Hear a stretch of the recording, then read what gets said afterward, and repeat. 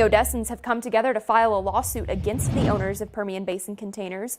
The suit accuses them of gross negligence caused these evacuations and exposed local water sources to cancer-causing chemicals. The suit asks for millions in damages. An exact number will be named once assessments are complete. The suit alleges that the owners of Permian ignored safety and health complaints from residents in the area and told people that the containers were not empty or they contained water. When the facility caught fire, you'll remember people in the area were affected and evacuated because of chemicals being released into the fire. The suit says that after the fire, residents had nausea, burning in the eyes, nose, and throats, as well as headaches.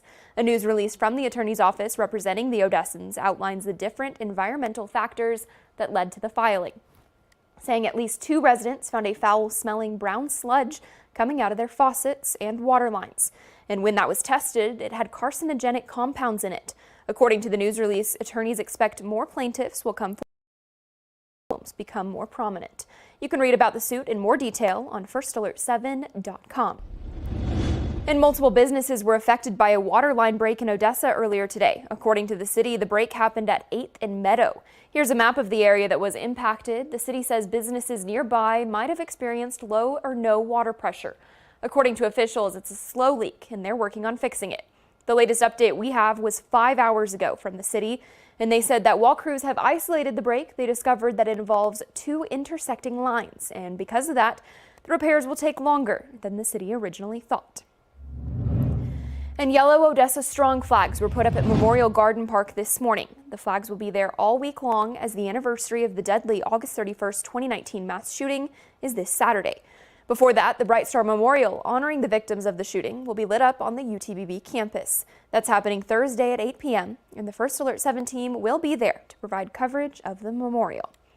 We're going to take a pause now and talk your weather forecast with Chief Meteorologist Tom Teefer-Teller. Tom, a little bit cooler this week compared to this time last week. What are we looking like? Yeah, a much nicer day today across the area with a few isolated showers for parts of West Texas. We can see a lot of that is winding down now that the sun is setting. Just a few leftover clouds making for a nice sunset. But the sun's setting a little bit earlier each day out there. As temperatures today out of triple digits for many locations. We did see them down in Terlingua and Rio Grande Village, but overall 94 out at the Midland National Air and Spaceport is a big improvement over what we were seeing this time last week. Current temperatures are into the upper 80s now, still hanging on to 90 out towards Monahans and Terlingua, 91 in Presidio. As humidity levels have come up a little bit, that's helping with the temperatures, but adding a little humidity in the air, but also helping out with those showers in the afternoons. We're going to see temperatures drop down into the lower 70s tonight, so getting a break there too. And tomorrow looks like more of the same, lower 90s, maybe an isolated shower, thunder shower, but better rain chances are on the way. We'll talk about that here in just a couple of minutes. Thank you, Tom. With the back-to-school season in full swing, parents might be struggling to find childcare that fits their new schedules. Availability and cost are just 2 of those factors that make finding dependable childcare stressful for parents. In order to help ease that pressure, it's a good idea to look into local resources like the YMCA, Boys and Girls Clubs in Midland and Odessa, or local churches. Sometimes it really becomes more legitimate and more important that you find quality childcare for your kids. And that is very difficult, as many kids as we have and as few, child care providers as we have in the area. It is a very stressful time for parents. With Odessa College, Midland College, and UTBB close to the area, college students can also be great options for flexible childcare support. And a hearing was scheduled today in Austin on a lawsuit that temporarily blocks the Texas Education Agency from releasing its school accountability ratings. The judge will determine whether to lift the restraining order or continue blocking the commissioner from releasing ratings until the case is decided. Texas school districts have filed the lawsuit to stop the Commissioner of Education from issuing performance ratings for the last school year. The districts argue recent changes to the STAR test will produce inaccurate ratings for the schools. Last year, TEA redesigned the STAR test so it could be administered almost entirely online. School districts leaders argue that because of that grading system, the STAR test cannot produce fair grades of a school district's performance. Midland ISD District 5 trustee Brandon Hodges and his lawyers are filing a petition because he says that this current litigation is limiting his ability to fulfill his obligations as an elected official. In a statement, Hodges wrote, quote, "The amount of educational time, tax dollars, and emotional and physical stress incurred by our students for this exam is a wasted effort without the release of the A through F accountability ratings." And it's been called by some a stunning failure. In June of 2024, the chief operating officer for the U.S. Department of Education's Office of Federal Student Aid stepped down because of all of these problems. And now FAFSA is back in the news again, and students are asking for help. Don Gee spoke to an expert in outreach and advocacy when it comes to helping college students make ends meet.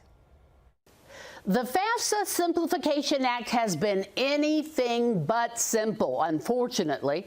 It is important to fill it out and do your part. For students and families, it is the largest source of aid available. Unfortunately, there are additional problems with the rollout of the FAFSA this year. The U.S. Department of Education announced that colleges and universities will not be able to submit batch corrections on FAFSA records for the 2024-25 financial aid cycle. That means some college students will not receive their student aid in time for the start of this school year. Normally, the college counselors, financial aid advisors are able to submit what they refer to as batch corrections for student applications. Jennifer Finetti is a college finance expert with Scholarship Owl, a personalized scholarship matching and management service tool. She says batch corrections allow the financial aid administrators to make bulk adjustments to FAFSA records.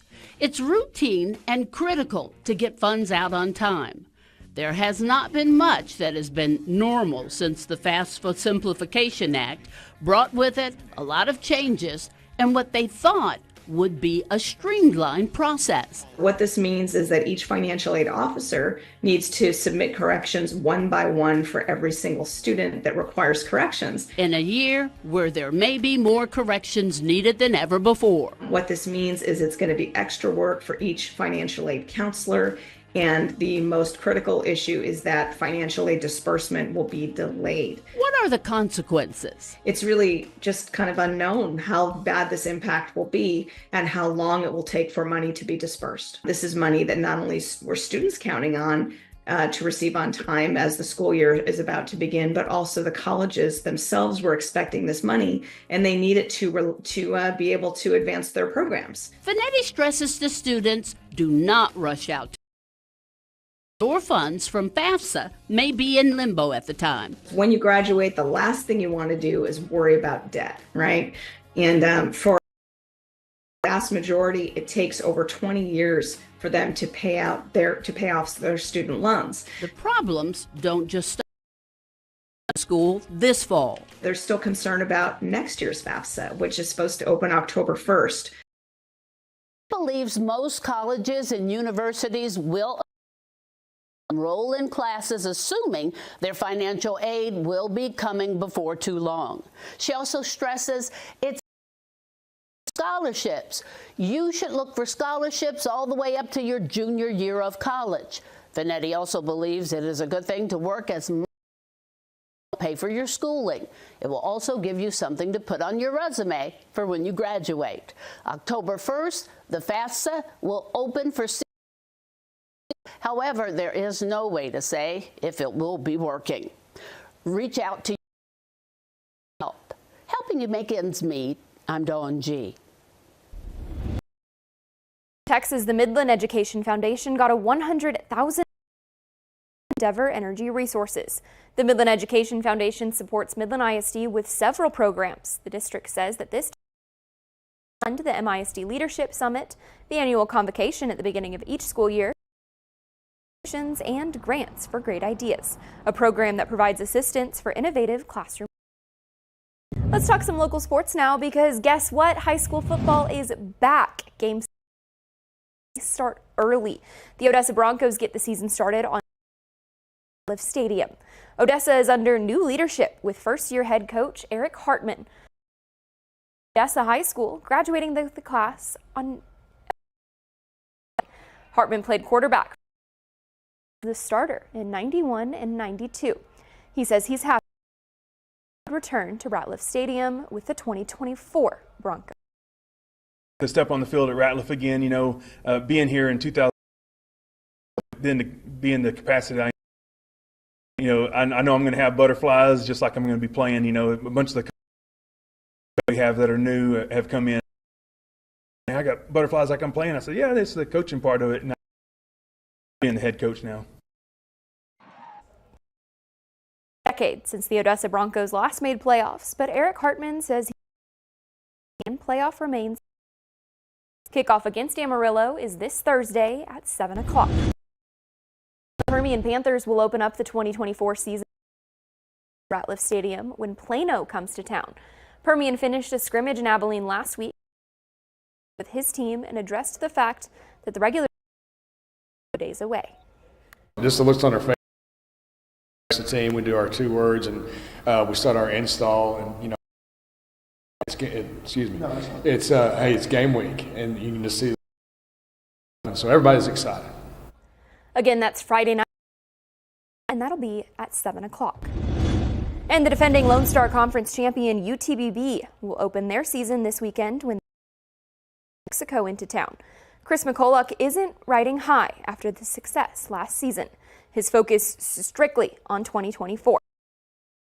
His team will be the same as they look to repeat as champions.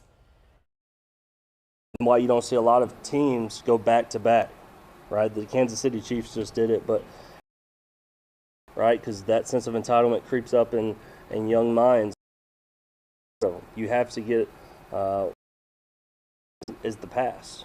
What's happening now is the future. So I feel really, really good about this group, but you never know till you get to Saturday. The first day of school for the UTBB Falcons, and the athletics department partnered with the West Texas Food Bank to make food bags. It was all to prepare for Hunger Action Month, which is in the month of September. Over 300 student athletes came out to pack boxes and show their support for the community. We are going to do 10,000 Food to Kids bags today, which is going to be amazing. That'll get us through about mid-October, and so we're super excited to have the help. This is an opportunity for us to showcase that we do care about this place. This is home to us, so we're going to give everything we got to this place. Coach McCulloch and UTBB hope to continue to support the food bank with initiatives like the food bags. And the United Family has raised $500,000 for nonprofits across Texas through its annual Jackie Pierce tournament. A total of 25 nonprofits will benefit from the funds raised, including the United Way of Odessa. The money will be used to improve the life the Way serves. The United Family holds this golf tournament every year to benefit Texas organizations. And starting on Friday, the Permian Basin Fair and Expo is back for its 48th year. From August 30th to September 8th, you can find crowd favorites and new families at the Ector County Coliseum. Over 40 rides will fill the grounds for fairgoers. And if fair rides aren't for you, they're not for me. With regular gate admission, you can watch the acts, concerts, and contests. Or if you can't beat the heat, head inside to check out the expo for any form of art that you can imagine. Just come see us. You're going to have such a good time this year, and it looks like the weather's going to be a little bit cooler. So we look forward to seeing everybody. Stop by and say hi to us. Our budget-friendly and sensory nights. For a full list of special price nights, look for the story on our website, firstalert7.com. The fair opens to the public Friday at 5. Coming up, with the temperature reaching into triple digits, electric vehicle owners may see a 30% decrease in battery power. We'll tell you more about this next.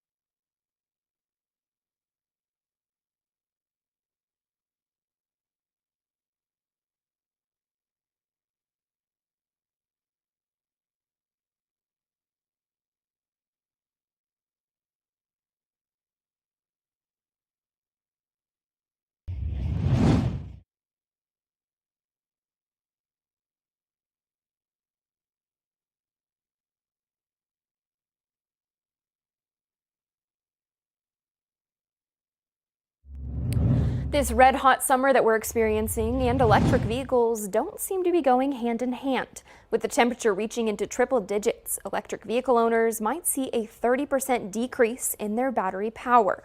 According to Street Toyota, using a supercharger can further decrease the battery, and they recommend owners charge their batteries overnight. And hybrid is an internal combustion engine and electric motors with batteries. It's proven to be much better in extreme heat or extreme cold because the internal combustion engine helps disperse the heat from around the batteries. Street Toyota also says it's in the process of developing a solid-state battery that will be more efficient than a lithium-ion batteries in extreme temperatures. Well, the good news is things won't be as hot this week as they were last week, and some other good news is the fact that rain chances look to increase. We'll talk about both of those things coming up next.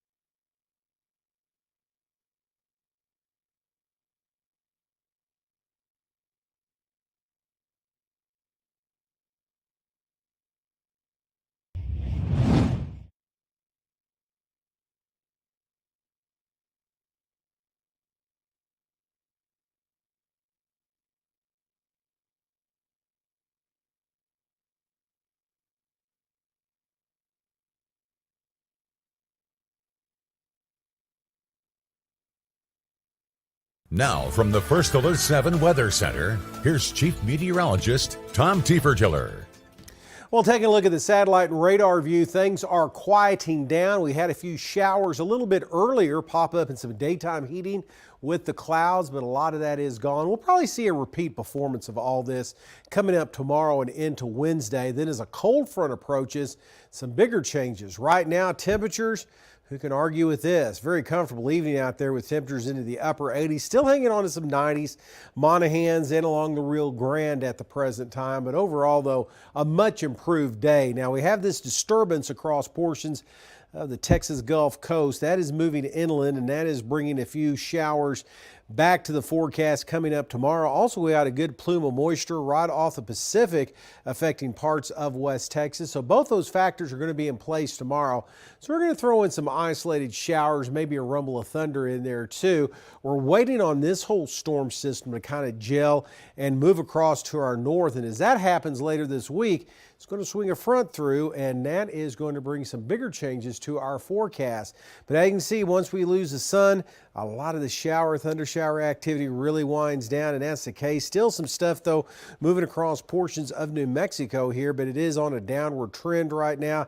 As temperatures across the state, big improvements, even though we did see 102 in Del Rio and Laredo. Big improvement here in West Texas and parts of East Texas too. Temperatures were cooled off quite a bit by that rain this afternoon. Now the future cast is showing Yeah, not a lot happening overnight tonight into the morning hours. There's that tropical moisture though, and then by the afternoon hours, about after 11 o'clock, we'll start to see cumulus clouds develop, pop up all over the place, and then these showers will start to pop up with the daytime heating. But once the sun sets, though, a lot of it will wind down. So if you see a shower tomorrow, consider yourself fortunate because they are going to be a little on the isolated side and not lasting too long. Rest of tonight, we're going to see those temperatures again. Very nice to wake up to into the lower 70s. A little touch of humidity to deal with over the next 24 hours, but temperatures into the lower 90s and maybe a pop-up shower. And again, that's going to be the trend on Wednesday. We start to pick up those rain chances a little bit with the approach of that next front late on Friday into Saturday. So we might be dodging a shower, thunder shower or two for area football games. First weekend starting up on Thursday night, a couple of games, then Friday a full slate, and then UTPB in action on Saturday. And again, dodging a shower or two, but some nicer temperatures to go along with it. Thank you, Tom. Up next here at 9, the director of the Texas Department of Public Safety is retiring at the end of this year. We've got the details behind his decision next in your news across Texas.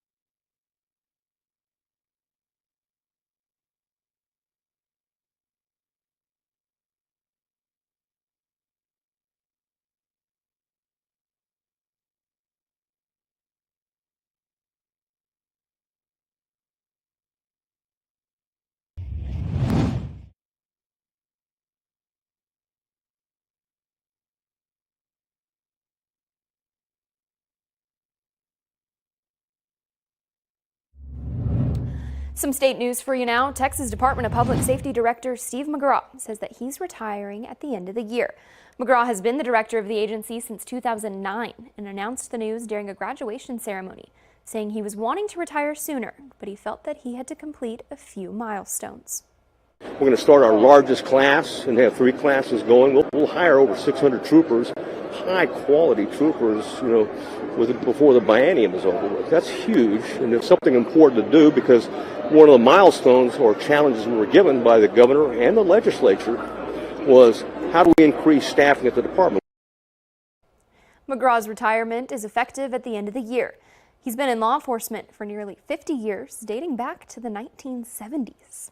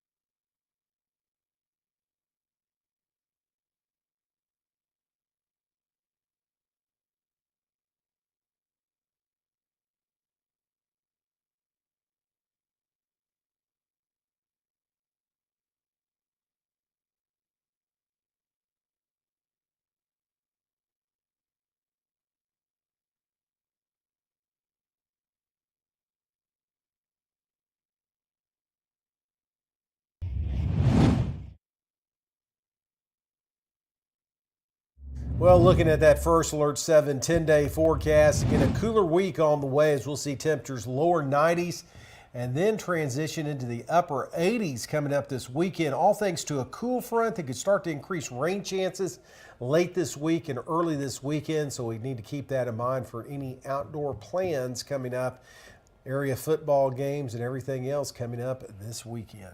I just noticed the not as hot on your Tuesday and Wednesday. That's great. Yeah. That's what we need this Nice. last week.